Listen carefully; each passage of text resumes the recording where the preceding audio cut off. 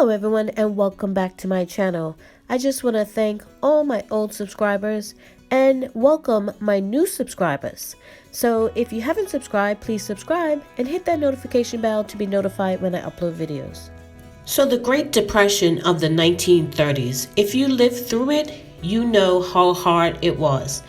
I personally didn't live through it, neither did my parents, but my granny did, my great aunt did, and I've heard stories and been told different things about how hard it was not only to eat, but to survive and thrive. And they have taught me different tricks and given me great tips on how to stretch not only my food dollars, but my food as well as other things. So I've always been taught to put something aside for a rainy day, whether it be a little extra money, a little extra food. You don't have to prepare for a zombie apocalypse, but just for a rainy day. So during the Great Depression of the 1930s, there were food rations on sugar, as well as things like coffee and coffee beans. Another thing was butter. During this time period, butter was also in short supply. Meats such as beef, chicken, and pork. Also, fresh eggs. Unless you had a backyard chicken, fresh eggs were hard to come by. Fish. Fish was another one of these things that were rationed, as well as cheese.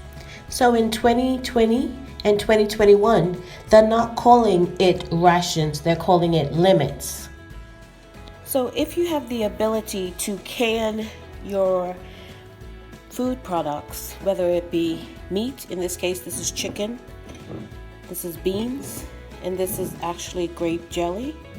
If you have the ability to can them, or if you can get the ability to can them, if you've been reluctant to can in the past, this would probably be a better alternative to, say, freezing your products, because these are going to last longer than if you were to freeze them and then say the lights went out. You only have a couple of days, maybe a day or two, before the stuff in your freezer starts to go bad.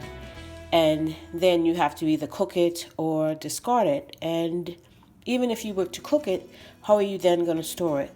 If your electricity is out, you don't have the ability for a freezer and for fridge. So how are you going to preserve it even after cooking? So that's one way you can get away from it, because once this is canned, you can sit this in a cool, dark place and it will last you years, literally. We just canned this in 2020, 7 of 2020.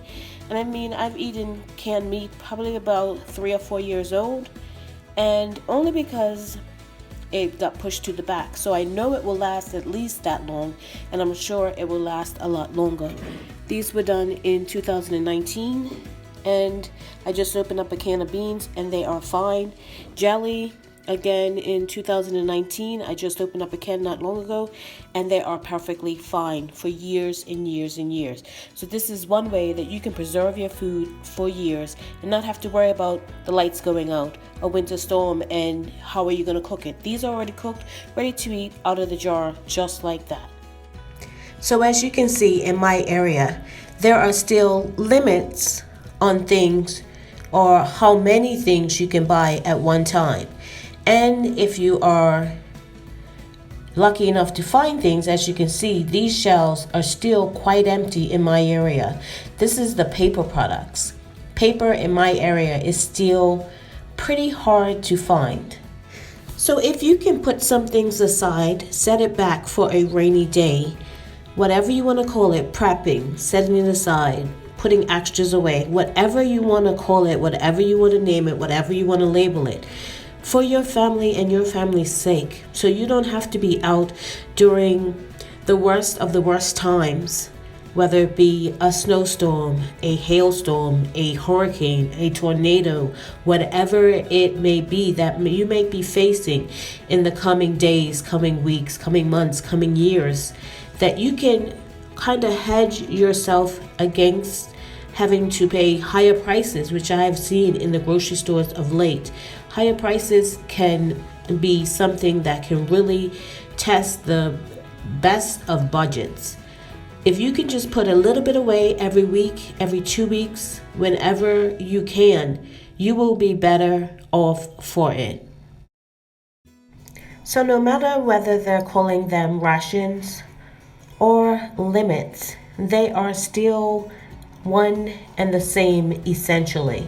You are limited to whatever that particular store wants you to buy, whether it's enough for your family or not. So you need to be able to stock up on what your family needs, so you're not adversely affected by these limits the store puts on their products. Thank you so much for watching. If you haven't subscribed, please subscribe and hit that notification bell to be notified when I upload videos.